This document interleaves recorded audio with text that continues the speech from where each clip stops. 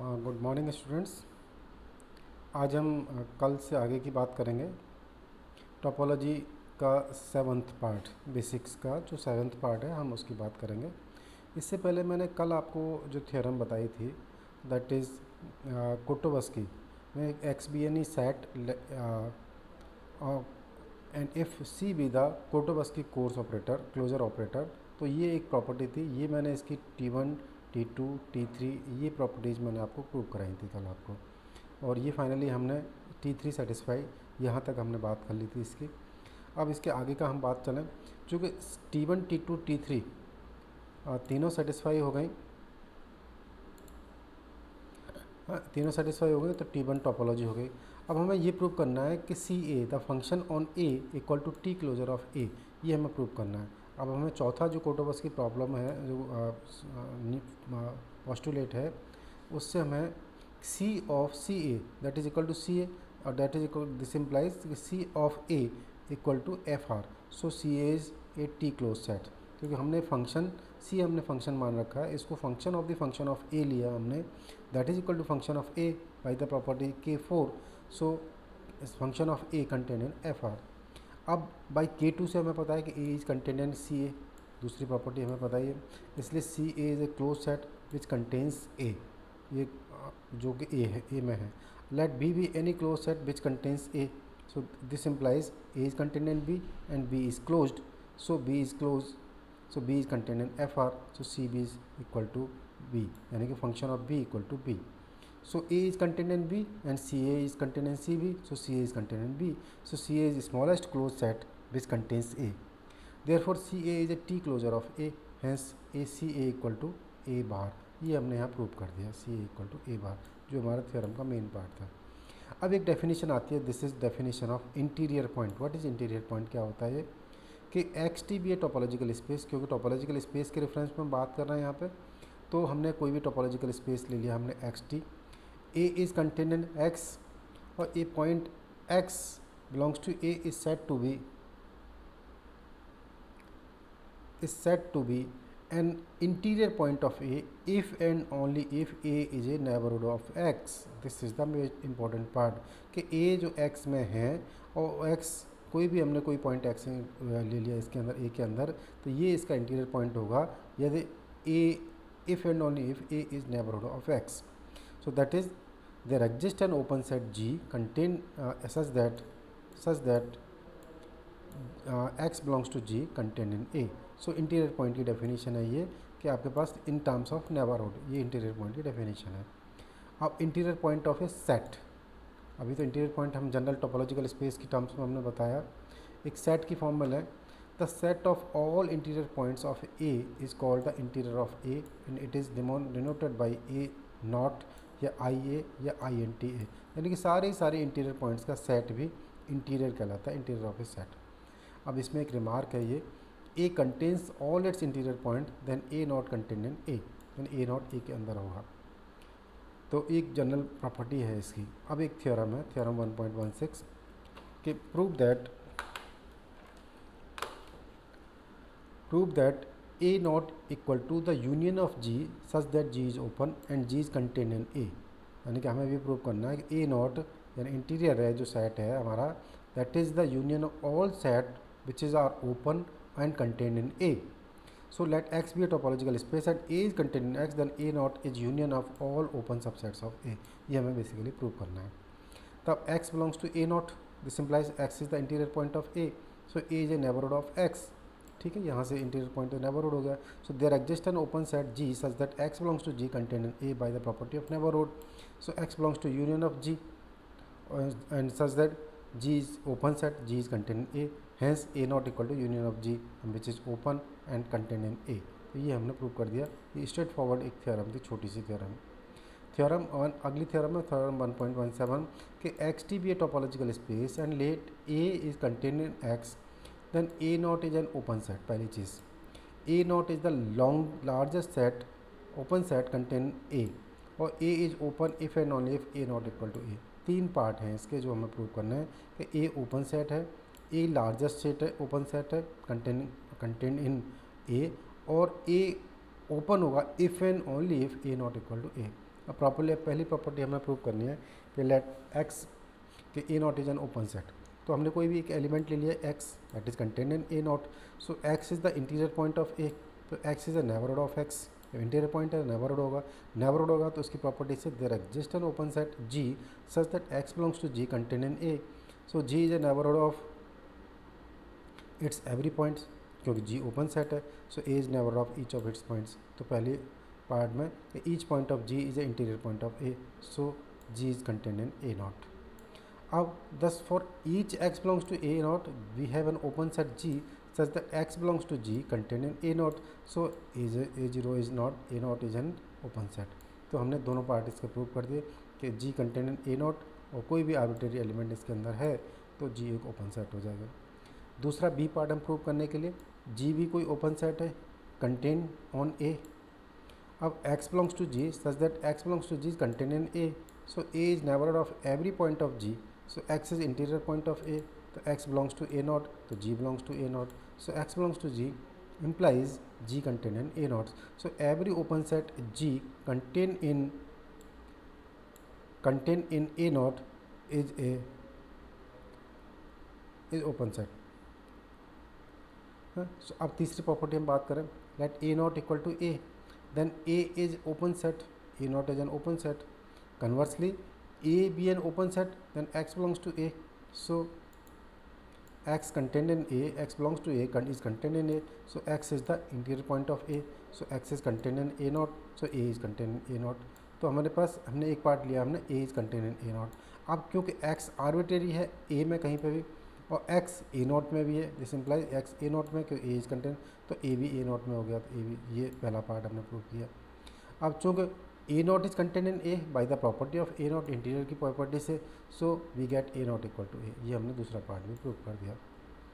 अब अगली थ्योरम 1.18 कि xt be a topological space and let A be the subset of X, then A naught is the set of all those points of A which are not limit point of A, यानी कि जो limit point नहीं है उनका हमने set ले लिया, तो A naught equal to x belongs to A, x does not belongs to derived set of A complement, means हमने A के कॉम्प्लीमेंट जिसमें कि वो नहीं है सारे के सारे उन सब का डिराइव्ड सेट, यानी सारे सबसेट्स का सेट हमने ले लिया, सारे लिमिट पॉइंट्स का सेट हमने ले लिया, उसमें वो x नहीं है। अब हमें प्रूव करना है लेट B हमने कोई एलिमेंट मान लिया, B कोई सेट मान लिया कि x belongs to A and x does not belongs to derived set of A complement, ये हमने मान लिया। We shall prove that A not equal to B, ये हमें प्रूव करना है कि A नॉट B के बराबर है।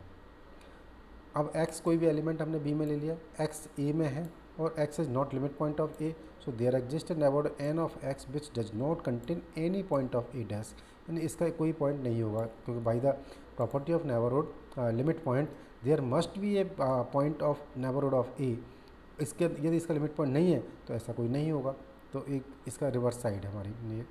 सो n माइनस एक्स, यानी उस पूरे सेट में से हमने x एलिमेंट को हटा दिया। इंटरसेक्शन A कॉम्प्लीमेंट इज 5, तो उसके अंदर नहीं है तो उसके साथ इंटरसेक्शन 5 के बराबर होगा, this implies n intersection A dash equal to 5, so n is contain in A और A is neighbourhood of x, x is the interior point of A, x इसका इंटीरियर पॉइंट है, तो x belongs to A not, तो x belongs to B contain implies x belongs to A not, so B is contain in A not, so x belongs to A not, तो x is interior point of A and x belongs to A। This implies, इसका मतलब ये हुआ कि an open set exist करेगा G such that x belongs to G contain A, so G intersection A dash is equal to 5, ये हमने prove किया। सो इसको हमने G माइनस एक्स इसमें से हटा दिया वापस से, जैसे पहले वाली थ्योरम में किया था हमने, उसका A डैश के साथ इंटरसेक्शन लिया हमने, that is equal to 5, so x is not limit point of A dash, तो x is contain in B, तो thus x belongs to A not implies x belongs to B and A naught contained in B, so 1 और 2 से हमें A naught belongs to equal to B। अब अगली theorem हम लें इसमें 1.19 कि let xt be a topological space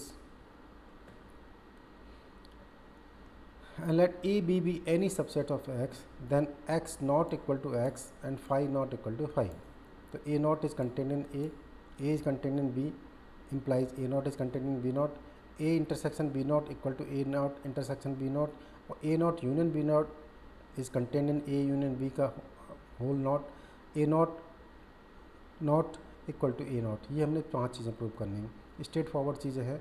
चूँकि X and phi are open sets, तो X naught equal to X और phi naught equal to phi straightforward है, ओपन सेट्स हैं। अब हमने कोई element X belongs to A naught लिया, तो X is the interior point of A, तो A is neighbourhood of X, तो X is contain in A, so A naught is contain in A. अब ये भी हमने प्रूव कर लिया। तीसरी चीज़ है कि एक्स ए में है, एक्स इंटीरियर पॉइंट इसका मतलब, तो ए इज नेबरहुड ऑफ एक्स, इसका नेबरहुड हो गया। सो नेबरहुड है तो एक ओपन सेट जी एग्जिस्ट करेगा such that X belongs to G contain in A, so X belongs to G contain in A, that is contain in B, तो ये हमने लिया। So X belongs to G contain in B, so X is the interior point of B also, तो X is contain in B naught, so A naught is contain in B not, तो ये तीसरा part भी prove हो गया। चौथा part है कि ए इंटरसेक्शन बी, क्योंकि दोनों का इंटरसेक्शन है तो दोनों में होगा is contain in A intersection B is contain in B, तो A intersection B not is contain in A naught and A intersection B naught contain in B naught, so A intersection B का whole naught contain in A not union intersection B naught. ये पहला part हमने लगाया। दूसरा, X हमने A not intersection B naught में लिया मान लो, तो इसका मतलब एक्स ए नॉट में भी होगा और एक्स बी नॉट में भी होगा। ई और बी नेबरहुड है एक्स के, so A intersection B is neighbourhood of X, so X is interior point of A intersection B, so X contain in A intersection B whole naught, so A intersection A not intersection B not is contain in A intersection B naught. ये दूसरा part, दूसरी equation हमने ले ली। पहली है कि A intersection B whole not is contain A not union intersection B not, यह हमने लिया A intersection B not A intersection A not intersection B not is contain A intersection B not, तो दोनों से हम देखेंगे दोनों की इक्विवेलेंस प्रूव होती है। तो A not union intersection B naught equal to A intersection B whole naught, ये हो गया। अब हम पांचवा पार्ट देखें कि A is contain in A intersection B and B is contain in A intersection B, तो A naught is contain in A union B का holders whole naught, B not is contain in A union B naught, so A not union B not is contain in A union B का whole not, क्योंकि दोनों को अलग अलग लें तो ये बराबर होगी। ये बहुत ही सिंपल सा ट्रिवियल सी चीज़ें हैं। अब चूँकि ए नॉट एक ओपन सेट है यहाँ पे, सो ए नॉट का नॉट वो ओपन सेट हो जाएगा, तो ए नॉट हो जाएगा। अब एक डेफिनेशन आती है इंटीरियर ऑपरेटर। अब ये क्या होता है कि X T be a topological space and P X be its power set लिया हमने इसका, यानी कि set of all subsets of X. And interior operator T on X is function I from P X to P X satisfying the following conditions. पहली T1, I X equal to I X, I A is contained in A और all A is contained in X, I A intersection B is equal to I A intersection I B, I of I A equal to I A. तो ये हमारे पास 4 property हैं, इसके हिसाब से interior operator के ये हैं। तो यदि इन 4 प्रॉपर्टी को सेटिस्फाइज करता है that means that is the interior operator. अब इससे रिलेटेड एक थ्योरम है कि x कोई भी सेट ले लिया और i इंटीरियर ऑपरेटर ले लिया x, then a function i P X to P X, I one I X equal to I X, I A is contain in A, I A intersection B equal to I A intersection I B और I of I A equal to, जो property थी इनको हमने theorem के form में ले लिया, इसको हमें प्रूव करना है। Then there exist a unique topology on X such that for each A is contain in X. यदि इनको कोई सेटिस्फाई करता है तो एक यूनिक टोपोलॉजी एग्जिस्ट करेगी कि for each A belongs to X I A coincides with the T interior of A, यानी ये है कि आई ए और टी इंटीरियर दोनों एक ही होंगे। अब इसका प्रूफ कि टी हमने कोई भी ले लिया element, G is contain in X and I G equal to G, I G equal to ji.